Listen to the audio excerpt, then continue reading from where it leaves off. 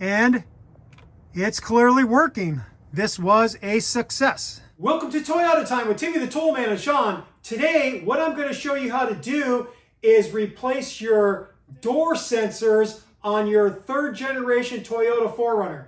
On my 98 4Runner, I've noticed that the driver's side front and the passenger side front sensors aren't working like they should be.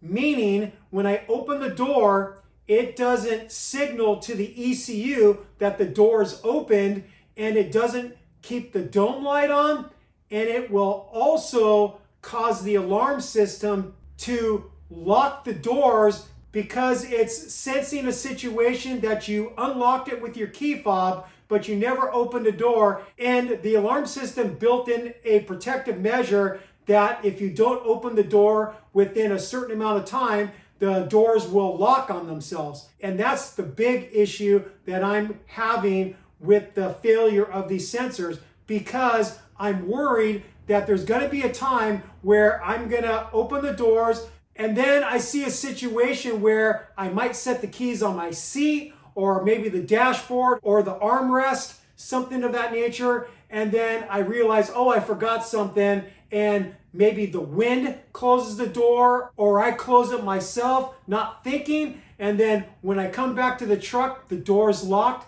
the keys are still in the vehicle, and now I'm kind of screwed. So I want to replace these sensors to avoid that situation and to make sure that when I open either the driver's side front or the passenger side front, my dome light's going to come on like it should. Before we go out to the vehicle and get started on the job, let me show you the part number. It's the same part number for both of the switches for the driver's side front and passenger side front. All right, you've seen the part number. Now let's get out to the truck and I'll show you how to swap out these sensors. Before I start showing you how to replace the sensors, I want to document the situation that I described in the intro. So I'll unlock the door. You can see that the dome light came on. I'll open the door and then I'll readjust to where you can see the door lock. After a certain amount of time, you're going to notice that the door lock is just going to lock on itself because it didn't sense that the door was opened. So you clearly saw that the door locked and I didn't do anything with my key fob. It locked on its own. If I direct up here, you can see that the dome light isn't on, even though the switch on the dome light is pushed to the back, which should allow the light to come on when you open up one of the doors. So now what I'll do is I'll lock the truck again and I'll unlock it. And now I'll open the driver rear door, and you'll see that the door locks will not automatically lock because the sensor on this door is working. So I've waited quite a while and the door locks didn't lock on their own like they did when I just opened the driver's side front. And this is the sensor that lets the computer know that the door is open and then will operate the dome light. So when I push that, the dome light will go off. I'll redirect the camera to the dome light so you can see that. So I'll push the button to act like the door closed and the dome light goes off. I'll take my finger off it and it goes back on. So my driver's side rear door and my passenger side rear door, those sensors are working like they should. It's just the two in the front. So I'll demonstrate it one more time on the passenger side. I'll unlock the door, I'll open it, and then I'll direct the camera at the door lock, and you're gonna see that it's gonna lock on its own. You clearly saw that the doors locked on their own, so I have to replace not only the driver's side front sensor, but I also have to replace the passenger side front sensor. And on both doors, the sensor is right underneath the locking hinge here.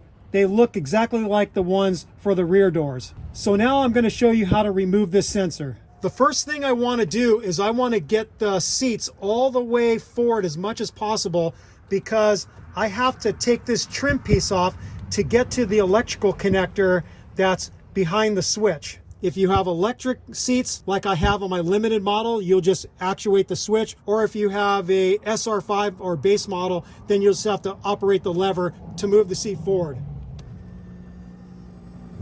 And I'm going to go over to the driver's side and do the same thing. I'm sitting in the passenger rear seat of my 4Runner. The electrical connector connection sits behind this trim piece that houses the seatbelt tensioner. And to be able to pull this completely free, I have to take off this trim piece at the edge of the rear passenger door, and then I also have to take off this other one on the side of the driver's side door, and then I can pull this free. This trim piece is held in place with a series of JIS screws, or you can say they are Phillips screws, but Japanese vehicles use Japanese industrial standard screws. So I'm going to zip those out with my Milwaukee gun. You could also just use a Phillips screwdriver or a JIS screwdriver. Once you get all of the screws out, then you could get underneath with your hand or a plastic pry tool and pull up. I have this nice set of plastic trim removal tools. I don't think they make this exact one anymore, but I'll put a link to a similar kit in the video description for you. So I'm going to use this one, and I'm going to get underneath that trim piece and pull up. And I'm going to pull up at all the screw holes because that's where the clips are.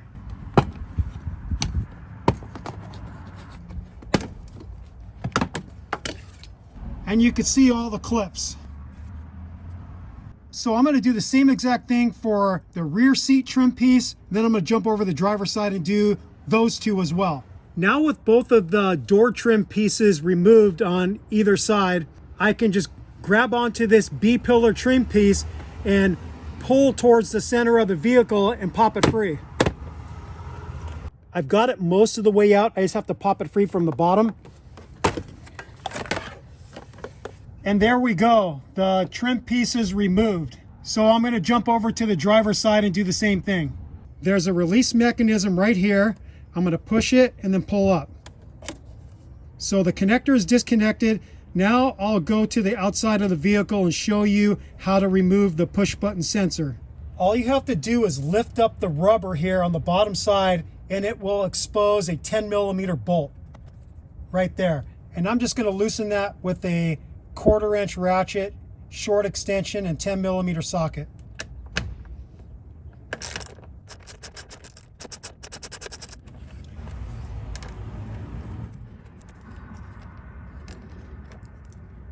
Okay, I've got the bolt out, and then I just have to fish the wire through as I'm pulling the sensor out.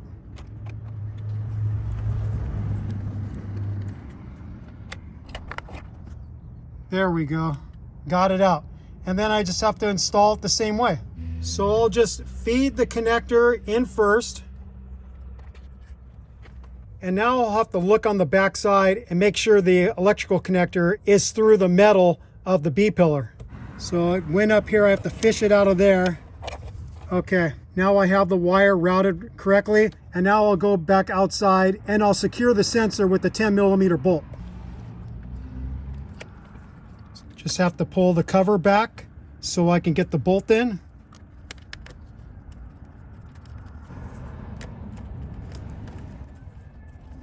No torque value for this. I'm just going to use the same 1/4" ratchet, extension, and socket to tighten it by feel, using that German spec of good and tight.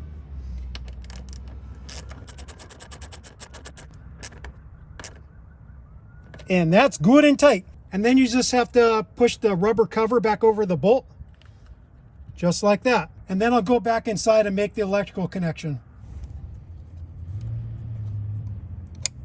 There it is. And now, before I get the trim pieces back in place, I want to make sure these sensors are working correctly. So I'm going to test it. I'm going to close all the doors. I'm going to lock the locks. I'll unlock it, and then open up the passenger front door and see if the locks stay unlocked and don't lock on their own. Okay, I've waited quite a while and clearly the new sensor is working on the passenger side front. Now I'm gonna do the same test on the driver's side front. I'll lock the doors again, unlock, open the door, And then let's see if this one is gonna stay unlocked for me. All right, I've waited quite a while. The doors are staying unlocked with the driver's side front door open. So this was a success. Now I have to get the trim pieces back in place.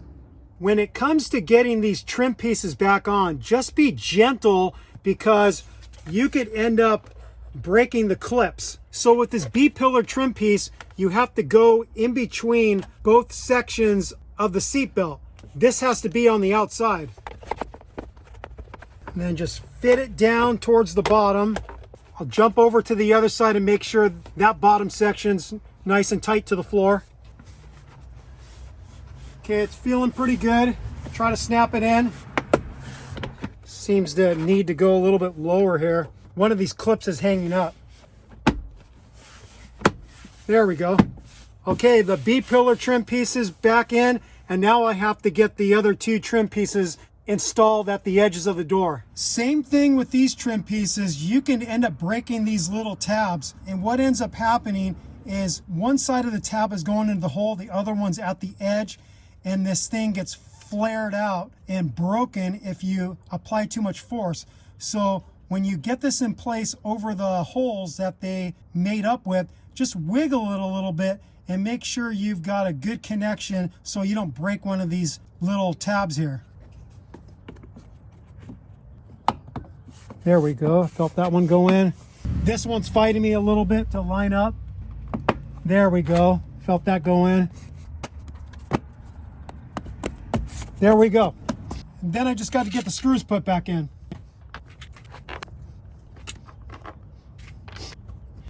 And I think I'll use my JIS screwdriver to tighten them down because these are going into plastic, so you don't want to use a drill or any type of power tool with them. You want to be able to really feel how tight you're getting them. And don't be surprised if one of these strips on you. It's super common.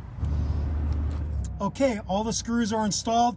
Now I just have to go to the back seat, get the same trim piece in and secured with the screws. And then also go over to the driver's side and get all those trim pieces back in place.